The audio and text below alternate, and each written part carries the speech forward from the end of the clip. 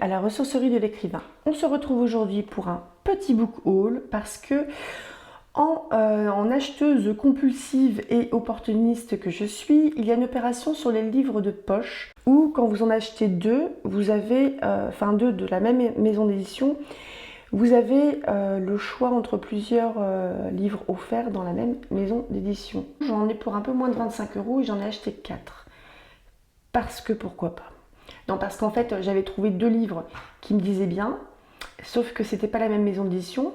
Donc j'y suis retournée et j'ai racheté 2 livres au final d'un même auteur dans la même maison d'édition. On va commencer par Gwen Guillain avec Malou d'Ivray chez Folio SF. Alors il me semble qu'elle est, oui, elle est française. L'illustration de couverture est d'Anouk Faure, j'aime beaucoup. Il y a un côté quand même bien creepy. Vous avez vu comme elle est belle, hein? Un petit côté un peu Hamlet, non? Avec le crâne. Vous m'excuserez au niveau de la voix, j'ai une petite crève là, je pense que ce week-end c'est mort, j'ai plus de voix. Sur la place du marché, on vend des histoires qu'il rafistole, réécrit, coupe et recoue au gré de ses clients. On dit qu'il fut un temps où la sorcière était reine, qu'elle a fui le destin funeste de son roi, que le vieux roi s'est enfin levé pour l'accomplir et avance vers sa mort, vers le jeune prétendant venu du fond de l'océan pour le remplacer.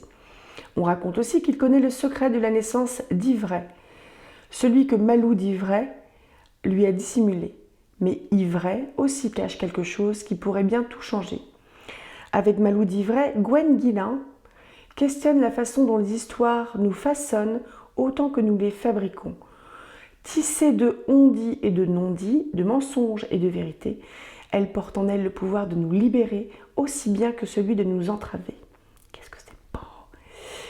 Née en 1984, les 2 ans plus jeune que moi, Gwen Guillain est professeure agrégée d'anglais et a enseigné à l'université pendant 5 ans, d'abord en tant que lectrice de français en Angleterre, puis en tant qu'enseignante d'anglais en France. Malou d'Ivray est son premier roman. Depuis peu, elle se consacre à son travail d'écriture et met son expertise au service d'autres auteurs en herbe. Le projet littéraire de Gwen interroge les notions d'histoire et d'identité, ainsi que le réseau de relations entre individus, à travers les nœuds d'histoire, de non-dits et de on-dits qui se tissent entre nous. Un poème de Guillaume Apollinaire. C'est la barque où s'enfuit une amoureuse reine. Le vieux roi magnifique est venu près des flots. Son manteau merveilleux à chaque pas égrène quelques bijoux tintant au rythme des sanglots. La chanson des rameurs sur les vagues se traîne. La reine et son amant l'écoutent les yeux clos. Sans crainte d'un récif ni d'un chant de sirène qui s'incante peut-être au cœur des matelots. Horreur, horreur de nous des joyaux, des squelettes coulés au fond de mer, où surnagèrent tant de fleurs, de cheveux roux et de rames flottants, parmi les troupes de méduses violettes. L'heure des fuites est sombre et violée d'effroi. Tant de gemmes tombaient du manteau du vieux roi. Oh, elle est magnifique. Ça donne trop envie de lire des poèmes, franchement. Je vous montre juste Parce que vous voyez, il y a des on en majuscule. Il y a Malou d'Ivray qui a l'air d'être un nom. Il y a Ivray comme le bon grain de l'ivraie. J'ai l'impression qu'il y a tout un truc autour du langage qui est déjà présent sur le 4e de couverture, ce que je trouve vraiment sympa. Là, je vais vous lire un petit bout du premier chapitre comme d'habitude. Et après, je vais couper parce qu'il va être 1h du matin. Allez, on se concentre.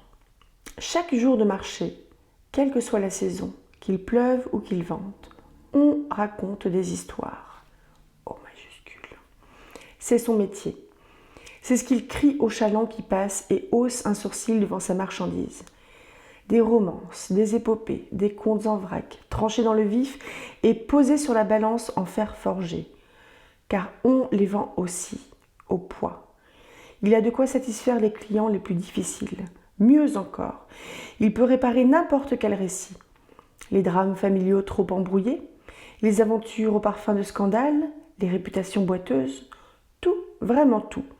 Il ampute les parties trop gênantes, cautérise les passages douloureux, polit les motivations, redresse les fiertés en berne, contre quelques pièces seulement. Ivray l'a déjà vu à l'œuvre. Lorsque quelqu'un lui confie une histoire à ravauder, on commence par l'évider avec un grand couteau à poisson. Puis il excise les morceaux incommodes, ceux qui grattent les beaux clients à l'entournure de leurs cols amidonnés, pour finalement les remplacer par des bouquets de mots doux ou soyeux, patinés par l'usage, de ceux déjà dits 100 fois mais qui satisfont toujours. Pour ce faire, le bonimenteur pioche ses rapièces dans la caisse au rebut cachée derrière son étal, celle où il conserve les histoires trop usées, trop fragiles, trop inconvenantes pour les oreilles de ces messieurs-dames. Qu'importe si le résultat est ensuite un rien bouffi, si les intrigues sont de guingois, ou si la troisième sœur du héros disparaît en cours de route. Du moment que l'honneur est sauf et que tout se finit par un mariage, ses clients sont trop heureux de fermer les yeux sur de petites incohérences ou sur une ficelle grossière oubliée dans le dénouement. Recoudre ainsi des morceaux qui s'accordent si peu, mais qui contentent tout le monde, laisse forcément de petits défauts. Mamma mia, mais quel style! Sérieusement, ça donne vraiment super envie. Après, moi, je vous ai déjà dit, je suis quand même super... je suis très sensible à la fantaisie et je suis d'autant plus sensible aussi au conte qui est un peu l'ancêtre de la fantaisie notamment. On va passer ensuite à... Regardez-moi ces beautés! Je vais faire comme pour la photo de King of Scars, avec mes yeux rouges.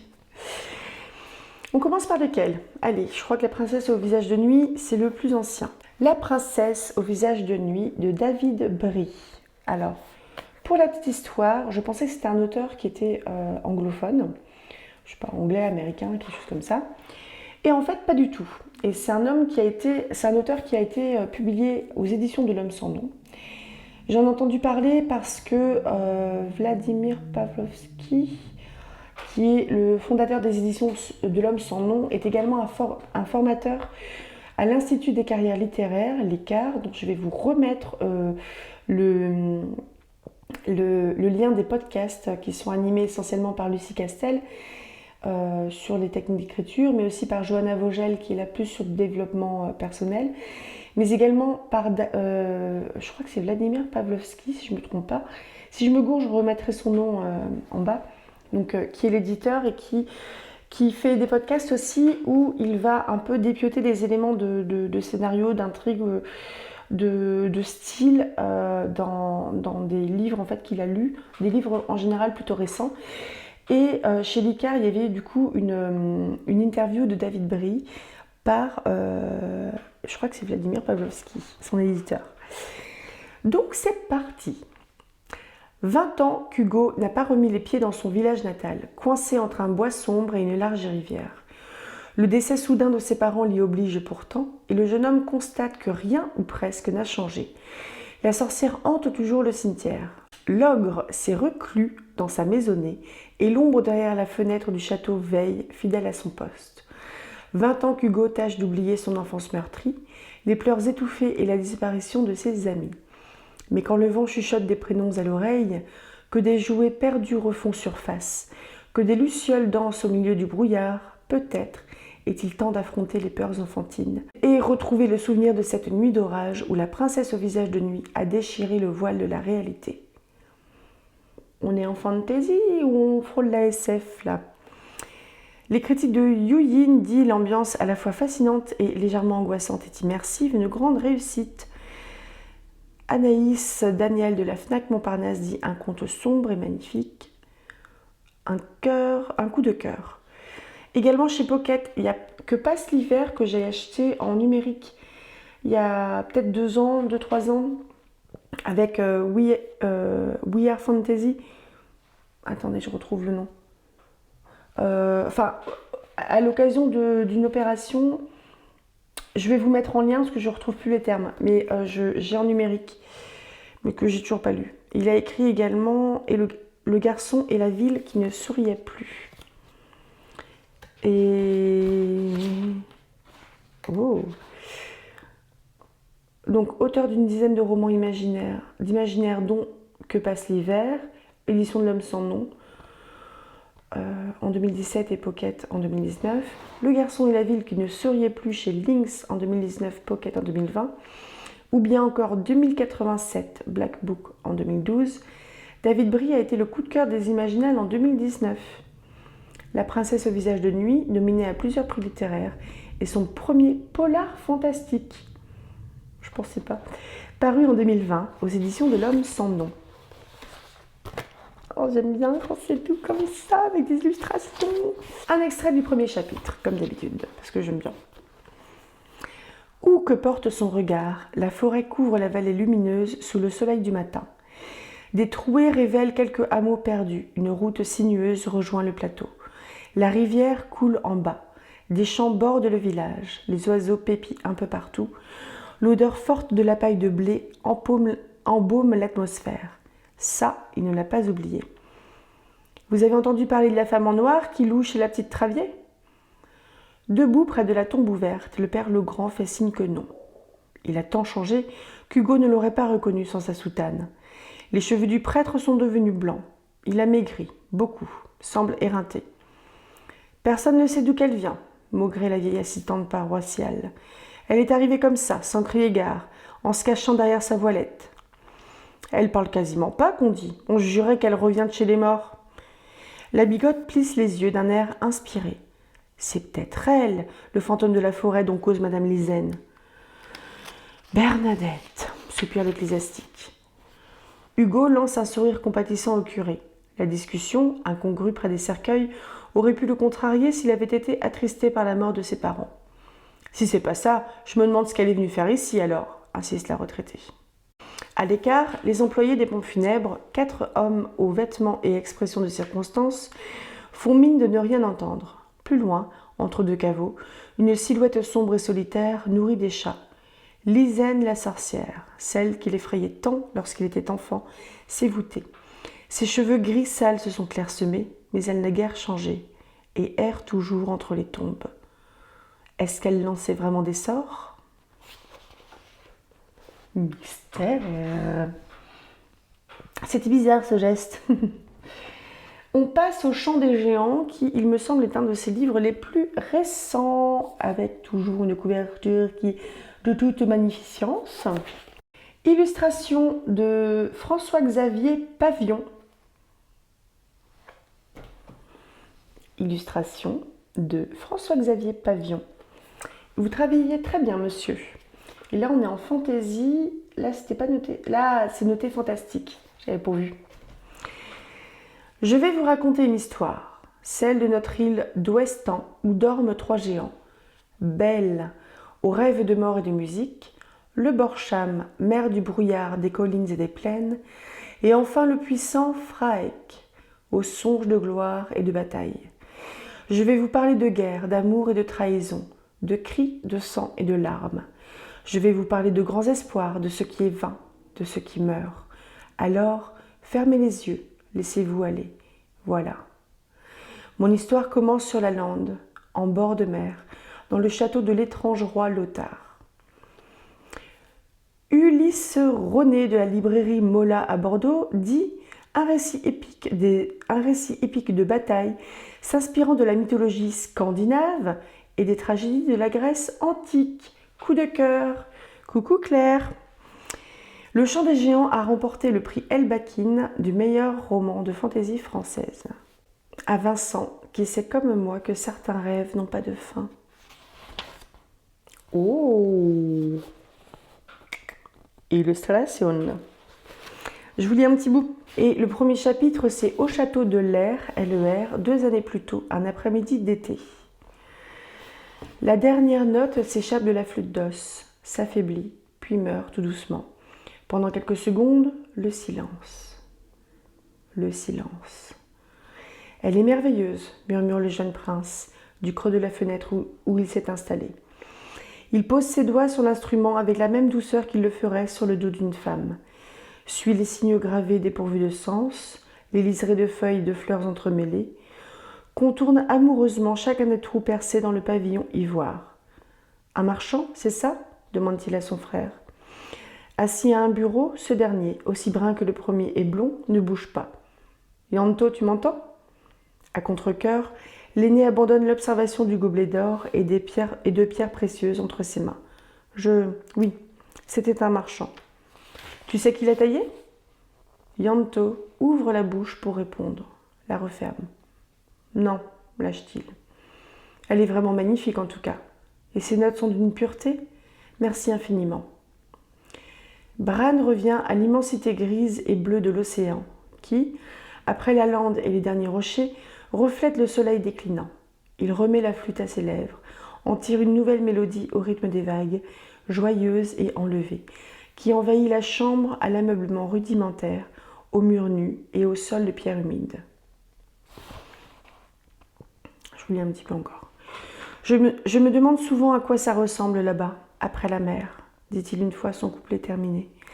Ces îles rêvées par d'autres géants que les nôtres, des terres sans la musique de Belle, où le Borsham n'a pas créé ce maudit brouillard qui nous avale la moitié de l'année, et que Fraek n'a pas transformé en un champ de bataille perpétuel.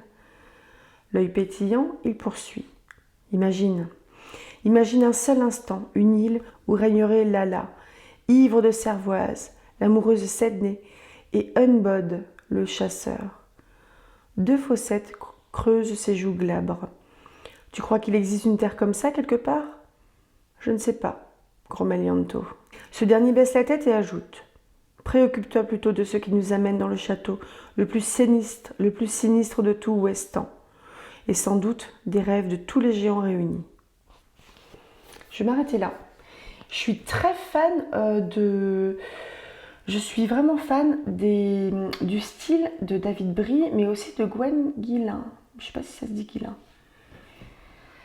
On va passer au pocket offert pour l'achat des 2 David Brie. C'est de La tête sous l'eau de Olivier Adam avec une jolie pastille qui ne se décolle pas. On aime. Couverture de Frédéric Tasser, photo Shutterstock. Quand Léa a disparu, ils ont tous arrêté de respirer la tête sous l'eau, d'un coup. Elle s'ennuyait à Saint-Lunaire, Léa, c'est sûr. Quitter Paris pour ce bled breton sur le coup de sang d'un père dépressif, ça n'a fait plaisir à personne. Mais de là à fuguer? A-t-elle vraiment fugué d'ailleurs? Son frère Antoine n'y croit pas. Ses parents non plus. Ils ont tout envisagé, même le pire. Et puis, comme la marée, Léa est revenue, en ramenant de loin des horreurs et des silences. On a sorti la tête de l'eau, et la tempête est arrivée. Déferlante sur déferlante, la vie comme un esquif. Alors, je suis quasiment sûre d'avoir déjà lu un livre d'Olivier Adam, et je ne sais plus du tout quoi.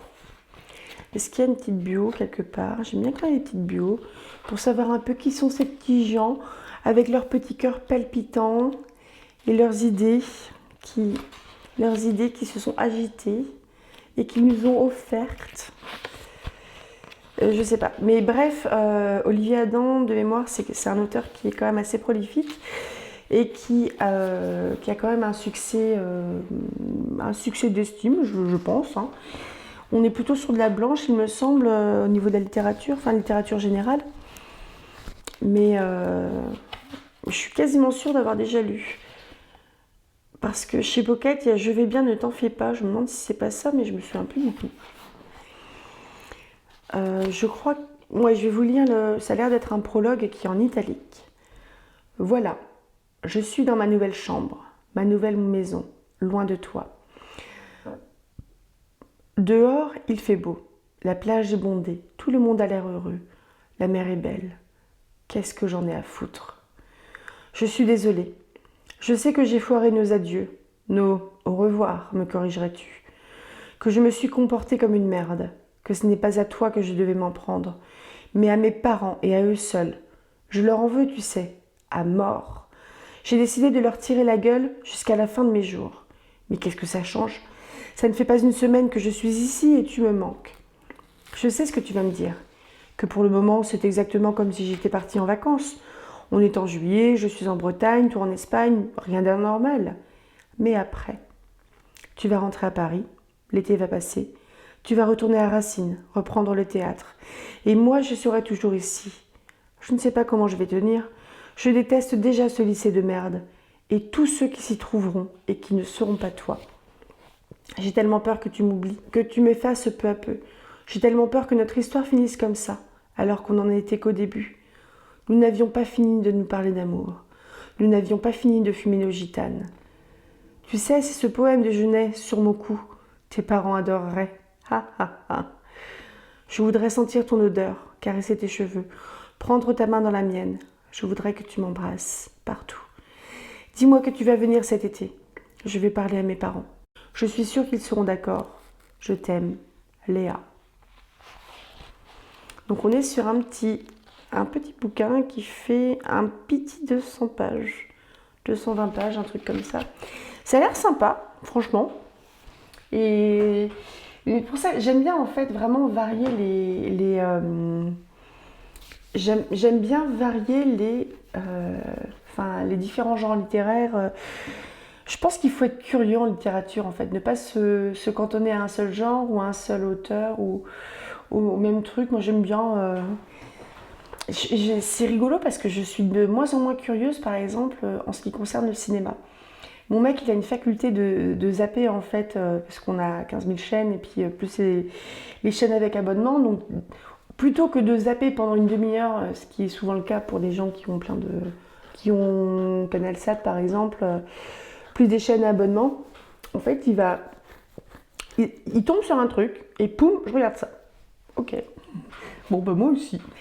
Donc voilà, je trouve qu'il a encore cette faculté-là, alors que moi je l'ai plus au niveau du cinéma. Pourtant, peut-être que je passe à côté de certaines choses, certainement. Hein. Surtout au niveau des séries télé, moi je suis assez friande de séries télé. Donc voilà, n'hésitez pas à me dire si y a des livres parmi ceux-là que vous avez déjà lus, ou un auteur que vous avez déjà lu. Peut-être Olivier Adam ou David Brie. Je ne sais pas si Gwen Guillain a écrit autre chose. J'ai plus de voix. Moi, ça me dit bien, franchement. Mais le côté un peu conte, là, entre Le Chant des Géants et Malou d'Ivray, ça me dit vraiment, vraiment bien. La Princesse au visage de nuit, un polar fantastique, ça m'intrigue, en fait. Le fait que ce soit deux genres littéraires, enfin deux sous-genres littéraires qui se mélangent, mais en fait, on peut tout faire au niveau de la littérature. Hein. Donc ça m'intrigue, j'ai envie de voir. Surtout que moi, des polars, j'en lis pas tant que ça, comme je vous l'ai déjà dit, il faudrait que je m'y mette. Et après, au niveau du style, David Brie, ça a l'air vraiment cool. Gwen Guillain aussi. Olivier Adam, c'est quelque chose de plus quotidien, plus proche de ce qu'on peut... de notre langage, en fait, de tous les jours. Parce que moi, je peux parler comme ça. Hein. Je dis merde, des fois. Mais bref, ça me dit bien. Voilà, je suis contente. J'ai claqué 25 balles, je suis contente. À tout bientôt, rêvez tout grand et dites-moi ce que vous avez acheté comme bouquin. Est-ce que vous comptez lire? Allez, bisous!